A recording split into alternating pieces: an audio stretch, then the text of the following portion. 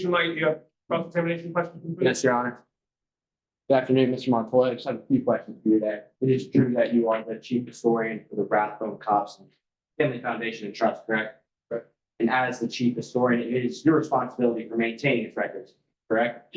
Yep. And Robin Loxley had approached you in relation to researching the time capsule, correct?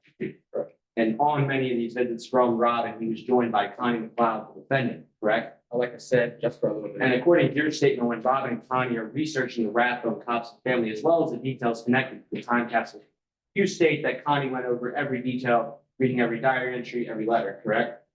And this is also when you believe Connie began to break away from the cops in Maine, correct? Correct. And shortly after Connie broke away from the cops in Maine, Robin still came to visit you, correct? And he continued to work on locating Roosevelt's vault, correct? Correct. You mentioned Robin made serious progress in the research related to Roosevelt's vault, correct? That's true. And you wanted him to save all this research in a secure digital location, correct? So you allocated a space on the foundation's trust cloud server so Robin could save all of his research on the secure location, correct? Correct. And on this server, you told Robin to include why Roosevelt's vault mattered and where it could be found, correct? And who had access to the server? Just Let me Robin. rephrase that. It is true that only you, Robin, and members of the Rathbone Cops and family had access to the server, correct? Well, like I said, the members. Can I refer you to lines 153 to 156 of your witness statement? Please read that section. Allocated Robin's space on the Foundation Trust cloud server for a secure area where only Robin and I and members of the Rathbone Cops family could access it. Robin also begged me to let Garavich see the research, and I did it because we both know that Robin was up against cops. And you are aware that Connie McLeod was formerly known as Danny Cobson and is a member of the Cobson family, correct? Yeah. So it is possible that Connie McLeod has access to the server, correct? From the family. It is possible that Connie McLeod has access to the server, correct? Like I just said, if you let me talk, It's a yes or no question, Mr. Montoya. he's been trying to. It's a yes or no question, Your Honor.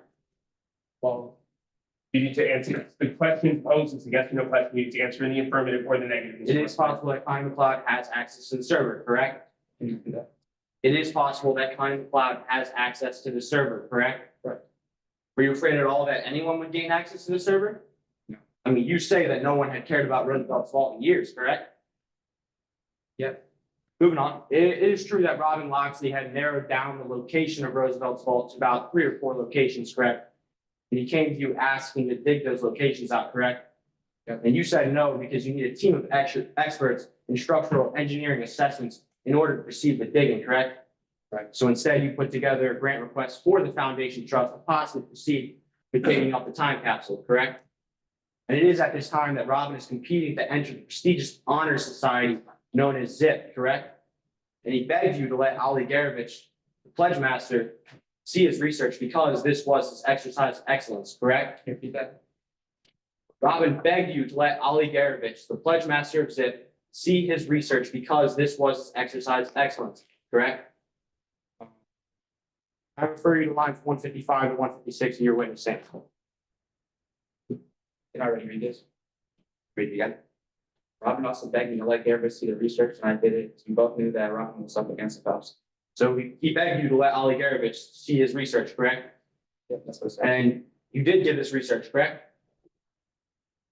Yep. So yet that is another person, Ali Garavich, the pledge master and friend of the defendant who has access to the server, which contains all the details related to Roosevelt's vault, correct? What's already part of ZIP, so. And he was getting tapped into ZIP. He had to compete for exercise of excellence in order to get into ZIP. It's an audition. Talking about Garavich. Mr. Montoya, can you speak up so the court can hear you, please, in your sworn testimony? Excuse me. And before you went through with the grant request, the break-in had occurred, correct? Correct. And Connie McLeod was provided with the original Rough Grouse High School blueprint, correct? That's correct. And a few days after the break-in had occurred, So the police had called you, correct? And they brought you in to determine if some pieces of jewelry were from the Rathbones, correct? And they showed you a necklace found in Connie McLeod's room, correct? yeah, like I said before, that could And this necklace was the same necklace as Miss Rathbone's fifth store piece, correct? be the missing one. Can I refer you to lines 193 to 195 of your witness statement? Can you please read that section quick? What? 193 to 195. The same is not true of the necklace the police showed me. This was clearly and Clearly, Miss Rathbone's Vistor's piece, a gift from Basil Rathbone to her on the first anniversary.